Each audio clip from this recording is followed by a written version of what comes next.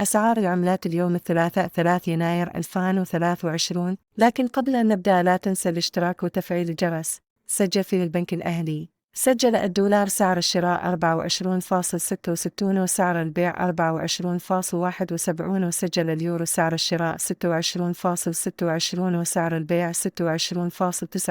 وسجل الجنيه الاسترليني سعر الشراء 29.68 وسعر البيع 29.85. وسجل الريال السعودي سعر الشراء 6.55 وسعر البيع 6.57. وسجل الدرهم الإماراتي سعر الشراء 6.71 وسعر البيع 6.72. وسجلت أسعار العملات في بنك مصر. سجل الدولار سعر الشراء 24.66 وسعر البيع 24.71. وسجل اليورو سعر الشراء 26.26 وسعر البيع 26.39. وسجل الجنيه الاسترليني سعر الشراء 29.68 وسعر البيع 29.85.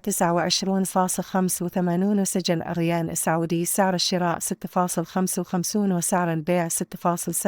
وسجل الدرهم الإماراتي سعر الشراء 6.71 وسعر البيع 6.72.